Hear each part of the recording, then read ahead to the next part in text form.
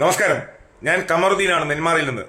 ഇപ്പോൾ FBയിൽ വരാനുള്ള കാരണം, എന്റെ വിഷയം, കേരളത്തിന്റെ നെടുമങ്ങാട് എന്ന് പറയുന്ന സ്ഥലത്ത് 1.5 വയസ്സുള്ള ഒരു കുട്ടിയെ രണ്ടാനച്ഛൻ കൊന്നു. കേരളം മൊത്തം ചർച്ചയാണ്. ഇന്നത്തെ മീഡിയകളിൽ, ചാനലുകളിൽ കേരളം ഒന്നടങ്കം കരഞ്ഞുകൊണ്ടിരിക്കുന്ന ഒരു വിഷയമാണ്. ആരായി രണ്ടാനച്ഛൻ?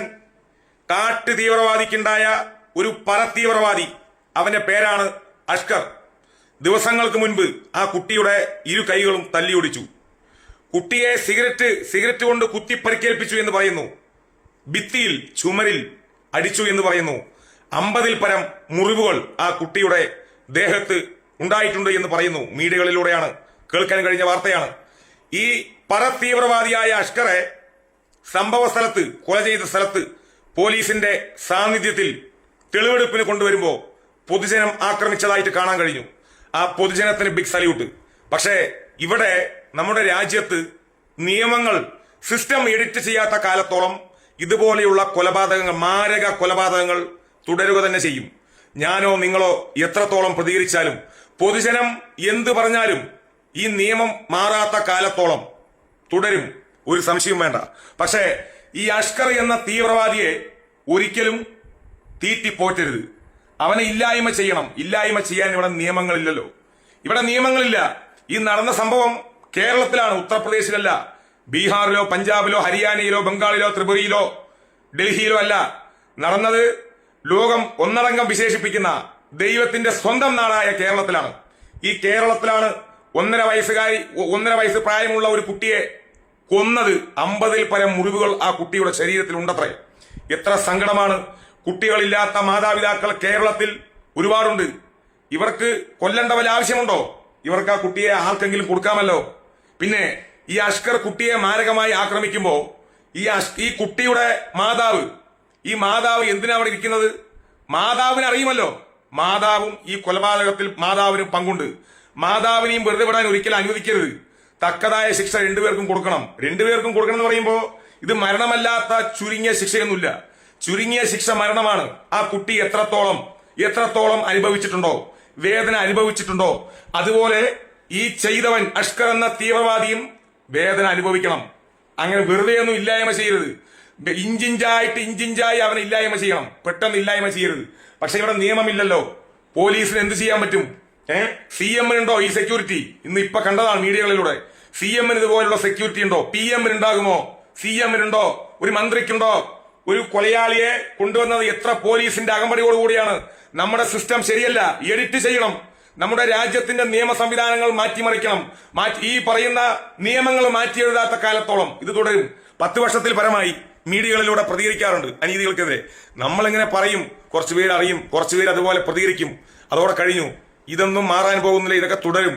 ഒന്നില്ലെങ്കിൽ ഗവൺമെന്റ് സംവിധാനത്തിൽ അവനെ ഒന്നും ചെയ്യാൻ പറ്റില്ലെങ്കിൽ പൊതുജനങ്ങൾക്ക് വിട്ടുകൊടുത്തൂടെ? പൊതുജനം കൈകാര്യം ചെയ്യട്ടെ. നിങ്ങൾ ഇങ്ങനെ തന്നെ ഈ നിയമ സംവിധാനം മാറ്റാത്ത കാലത്തോളം ഇത് ഇങ്ങനെ തന്നെ തുടരും. അങ്ങനെ തുടരുകയാണെങ്കിൽ ഇന്ന് പൊതുജനം അവനെ ആക്രമിച്ചു. ഇതിവിടെയൊന്നും അവസാനിക്കില്ല. ഇനിയും പൊതുജനം ഇതുപോലെ അനീതികൾക്കെതിരെ രംഗത്ത് വരും.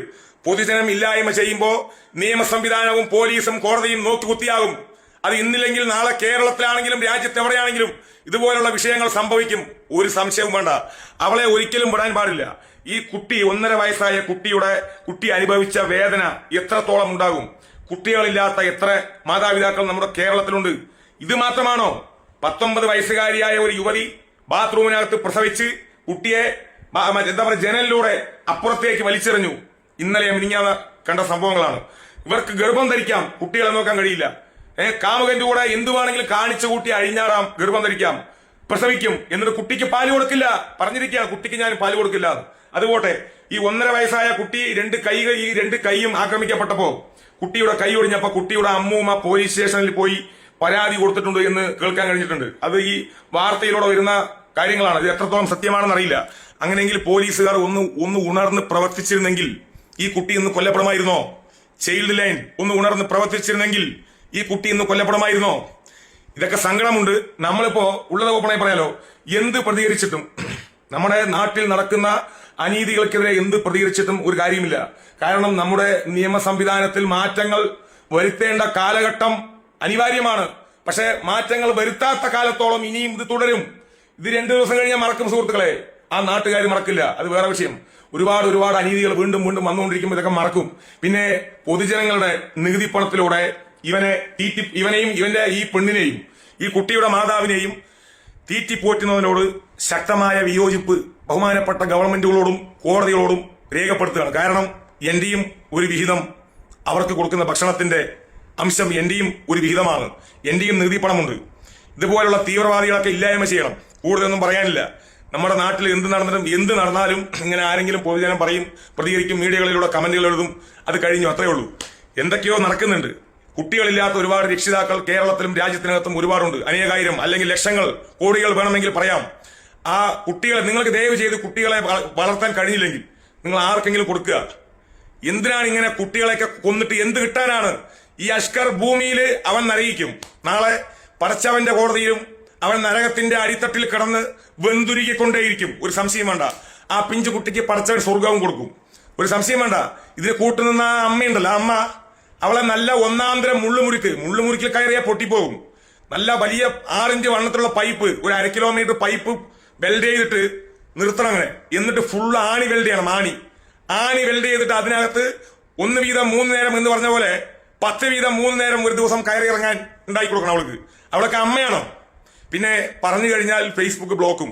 പച്ചയ്ക്ക് പറയണമെന്നൊക്കെ ഉണ്ട്. ഫേസ്ബുക്ക് പണി തരും, അതുകൊണ്ട് പറയാതിരിക്കുകയാണ്. കേസൊന്നും വിഷയമൊന്നുമല്ല, ഫേസ്ബുക്ക് പണി തരും. അപ്പൊ പോട്ടെ, അഷ്കറെ നീ അനുഭവിക്കും. നീ ജാമ്യത്തിൽ വന്നാൽ നിന്നെ പൊതുജനം വൃത്തിയാക്കും. നിന്നെ പൊതുജനം തുടച്ചു നിൽക്കും, സംശയമൊന്നും വേണ്ട. ഇന്നില്ലെങ്കിൽ നാളെ നിന്റെ 16 അടിയന്തരം കാണും. നീ ഈ ഭൂമിയിൽ പുഴുത്ത് പുഴുവരിച്ച് ചാകണം, ചത്തിരിക്കും. സർവേശ്വരൻ, ഈശ്വരൻ, പരമേശ്വരൻ, പടച്ചവൻ, റബ്ബ് എന്നൊക്കെ പറയുന്ന ഒരു ശക്തിയുണ്ട് ഈ പ്രപഞ്ചത്ത്.